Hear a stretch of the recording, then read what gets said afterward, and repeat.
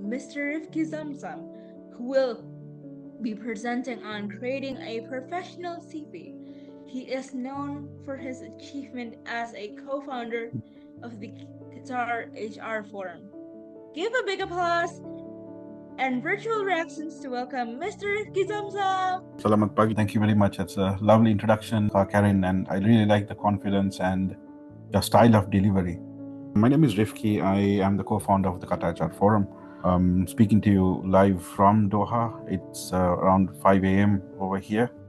Just to let everyone know that this session will be recorded for digital marketing purposes of Hey Youth and Qatar HR Forum, and it will also be posted on my YouTube channel as well. I would like the support of Hey Youth team in reading out any of the comments and the questions. All right. Okay. So I think this is the second or the third collaboration. So I'm super excited to be here. This is one of many programs that we have for Hey Youth, and Qatar HR Forum is truly excited to collaborate with such an amazing organization. So a bit about the Qatar HR Forum. This organization has been in existence since 2013. We formed it with the whole purpose of uplifting the standards of human resources in Qatar. It has been a non-profit organization. We've had international collaborators from University of Michigan, President Dave Ulrich. We had people from UK, Phoebe Dunn, and a few others, all collaborating for this. And we've never charged a single cent. So we do this for HR professionals. And there are multiple groups. So we got 51,000 followers on LinkedIn, and we have an active WhatsApp group, which has a lot of discipline in it. So how's everyone doing so far? Engaged? So today's program is about creating a professional CV. The next program will be opportunities, key considerations for graduates in seeking employment.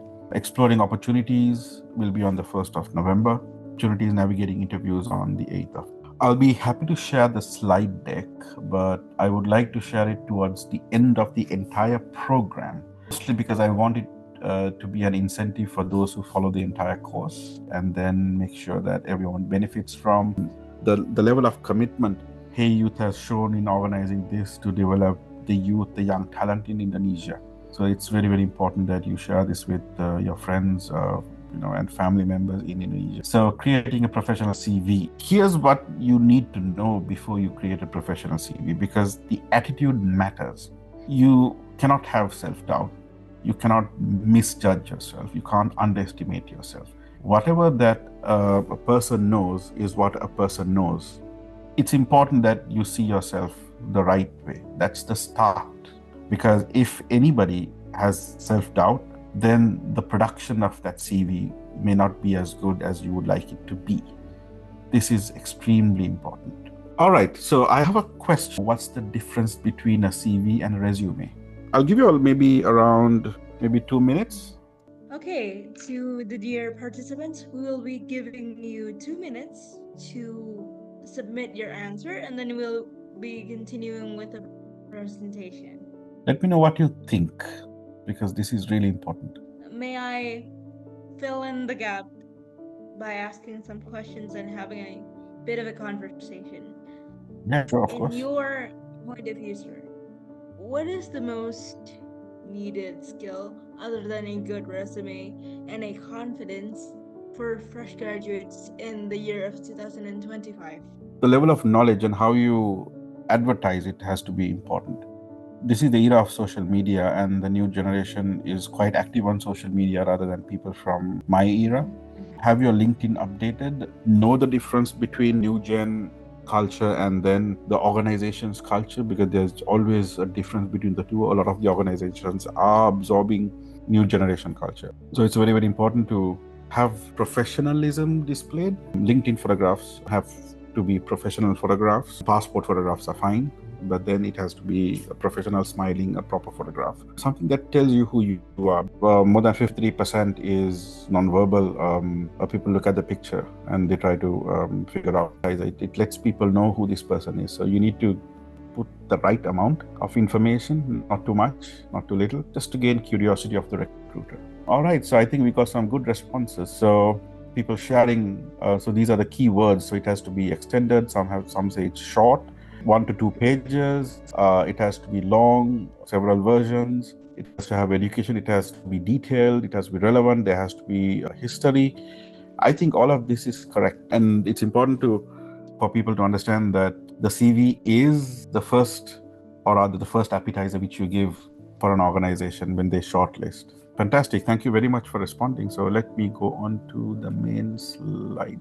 Is everyone prepared to know the difference between a CV and a resume?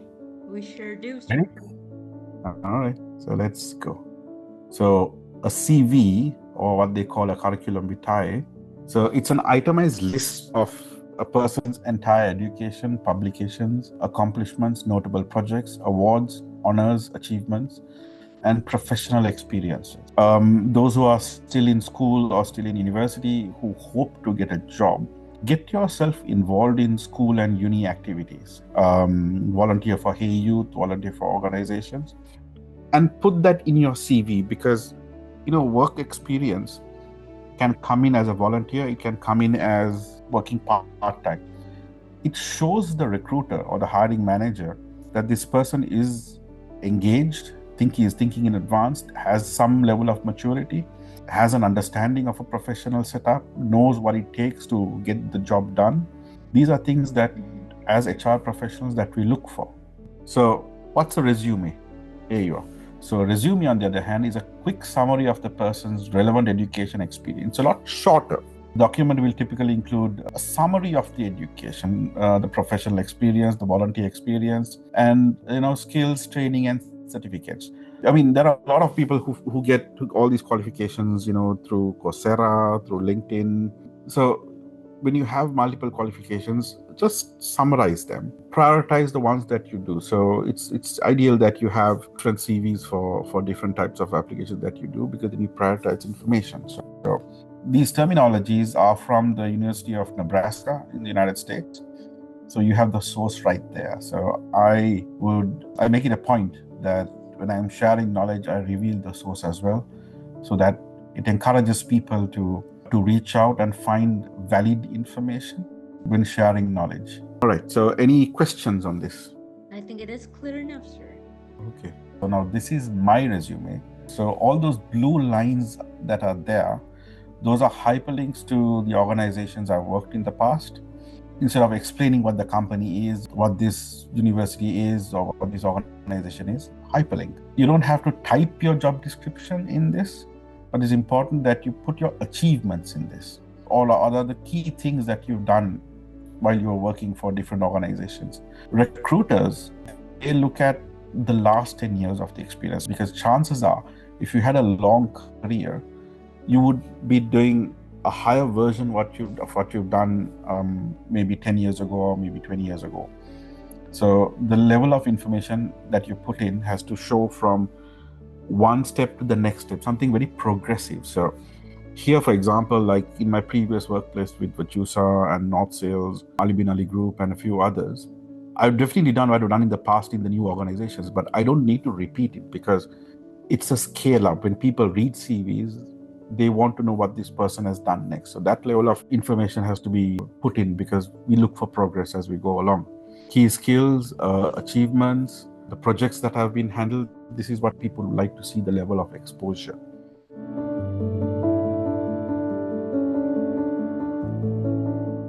All right, any questions on this? It is clear and concise enough, sir. We can move on to the next slide. All right. So now this one is a detailed CV.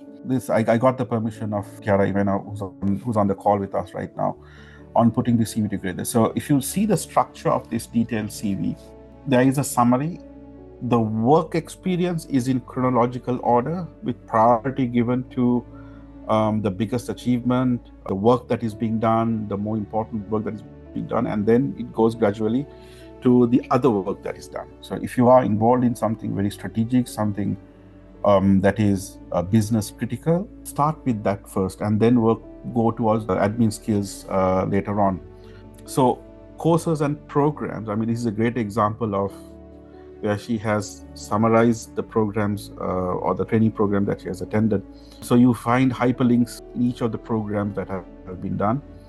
So it's This is enough for an organization to read, to filter and to figure out, is this person too much for us, or is this person the right fit, or can we save the CV or resume and have this person come in for a better suited position. So it's always important for you to have the right level of information, not too much, not too little, but just enough to gain interest, because you have to make the recruiter curious. I have seen people put in job descriptions. Now, very recently, I saw a CV which is 9 pages long. No one reads 9 pages. Some companies require a video CV, so how you produce, how you talk matters.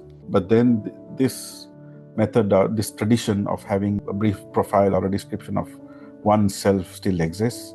So when you produce something like this, please make sure that you have the right set of information to make the person curious. Things that I do when I prepare my CV and my profile, I always share it with somebody who has more knowledge than me, because number one, regardless of what job you do, you cannot audit your own work. So a fresh set of eyes would definitely help in doing a quality check of what you've produced, because your eyes are so familiar with what you've typed on the format. You may not see typos, alignment issue, challenges with the colors. You may not see those. So that's very, very important.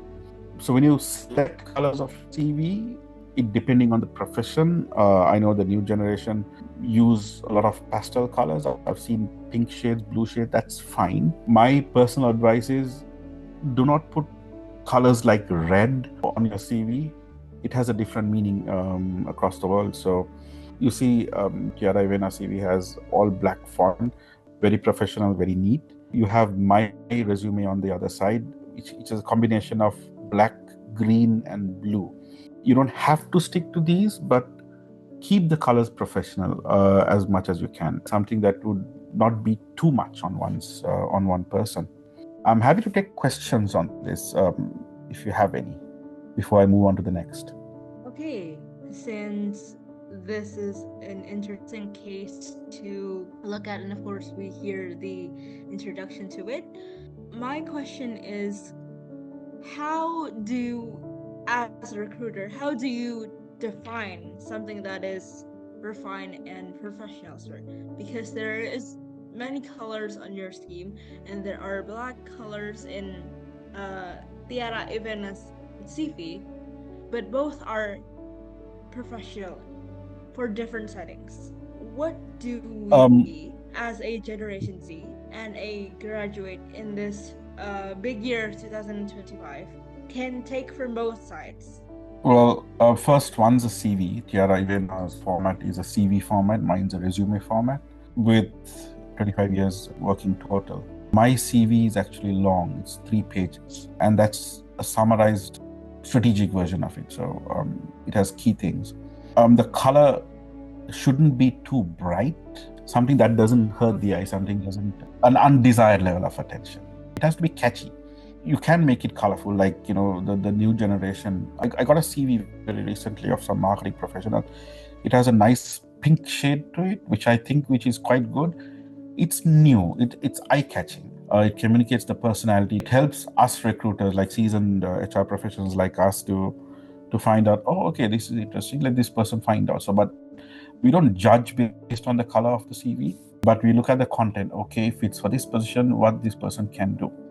One of the things which I would like to mention when preparing a CV is there are keywords which you need to have in your CV. I'm sure all of you know what an ATS is. ATS is Applicant Tracking System. There are a lot of companies around the world which produce Applicant Tracking System. You have Workday, you have SAP, where you apply for a job on LinkedIn or Indeed, Job Street, and this goes to a company website, and you have to fill pages and pages and pages of information. A lot of the people don't fill all the pages. They just fill the first 10 years experience. If you have time to fill all the pages, great. But use keywords like projects that you've done, the systems you've handled, whether you've handled SAP, Oracle, Microsoft Dynamics, whether you had experience in ISO, because the ATS is an AI-driven platform which compares the job description to what they see, and then it starts prioritizing the CVs that have been received.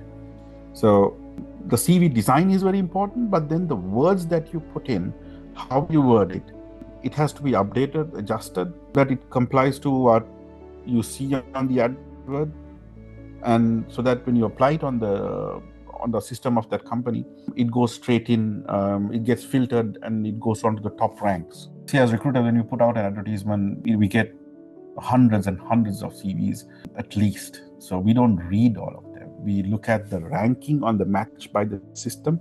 The closest ones, we take them and we start shortlisting, or rather we start actually screening them. We start clearing the ones that are most relevant based on the criteria. The type of visa, the transferability, all that matters, because Middle East is a very expat-heavy place. So we start phone screening, doing first and second rounds of interviews, and then we select the candidate. The words that you use are very, very important. It has to be captured by the ATS system. Any other question? Or have I answered your question? I think that is good enough for now, sir. We can move on to the next slide. Okay. So the picture where you place, to be honest, it can be on the left or it can be on the right. So it's fine. In some regions, they don't require a photograph. So putting a picture is up to you, but it also adds some variety to the CV. It makes it more interesting. Do not break your head over it. CV is another day, it's a document to share who you are, to share what you are. Even if you're straight out of campus, it really doesn't matter. Just put in the work you've done in uni, the volunteer work you've done, the community service you've done as your work experience. It's fine. Because when you're straight out of campus, recruiters know very well, even if they say 1 to 2 years experience, they know very well. Look, this is a very junior position. We want somebody who's smart, who has common sense, and who can get the job done. So your first foot in through the door is your CV. The second one is Canva. I think everyone here is pretty good in Canva. It's a lot more interactive. You have more options. And if you have the premium version, you have better layouts. The free version has formats, so you can use some of them. And then Google Docs has its own version. So Google Docs is free, as everyone knows. So use something that you can. You don't have to spend time or spend money buying CV formats or getting a recruiter to do it. You have ChatGPT, you have different AI systems. So be creative, learn that your communication is your priority, and showcase it. Have somebody else look at it. Okay? Any questions? If there's anything you'd like me to clarify, please let me know. As for CV and AI, of course, you've mentioned the usage of ChatGPTs, you've mentioned the usage of using different AI systems. Now, what would you recommend personally for job seekers or for those who are in need of building a CV? What type of AI do you specifically recommend using? Well, the systems which I'm familiar with are Microsoft Copilot, ChatGPT, and Google has something called Genesis, I think. You can either use one of them, but how you use it matters. So if you use AI, write what you have to write first and get the AI to make it professional or summarize it, but then read through, because some CVs I have received are pretty obvious that it is 100% AI and there's no creativity. Write what you have to write and then have ChatGPT or Microsoft Copilot to improve that one. But then read and make sure that the wording represents you. Remember, AI is just a tool. You need to learn how to use it. You need to know how to get the best use of it. When someone questions you at an interview, did you use AI? Yes, I used AI. You need to show that you have significant knowledge in making things better using technology.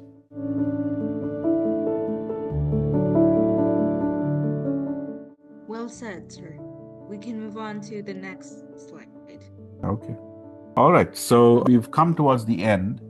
You would see 2 QR codes. One is to my LinkedIn, other one is to my YouTube, which speaks a bit on this in different aspects. Any questions? Okay. Any participants who are curious about learning more and having questions are welcome to raise their hand or type it down in the chat and I will read it out for you. Okay, there is one. The question is from Jessica.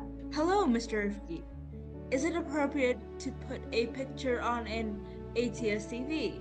Because from what I've heard before, we shouldn't put pictures or even colors other than black and white on ATS CV.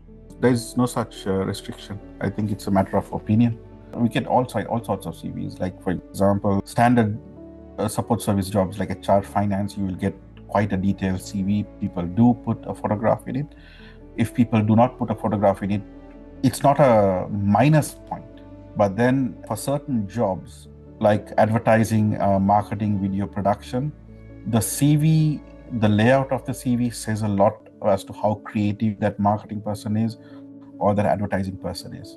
When hiring for luxury brands like Van Cleef and Arpels, Audemars Piguet, Patek Philippe, Rolex, you need to have a photograph of that, depending on the country that is hiring you for, because luxury brands, you need to have very, very presentable people at that showroom, whether it is a male or female. The type of people that is hired are very elegant, very professional. So it's important depending on the profession.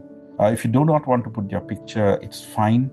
You don't have to stick to black and white all the time, but stay away from extremely bright fluorescent colors. It does distract instead of attract. It has to be inviting, it has to be eye-catching, it has to be appealing. ATS systems capture words, how it's worded, it captures, and it starts comparing job description to what you see. Very insightful. The CV is a tool of communication.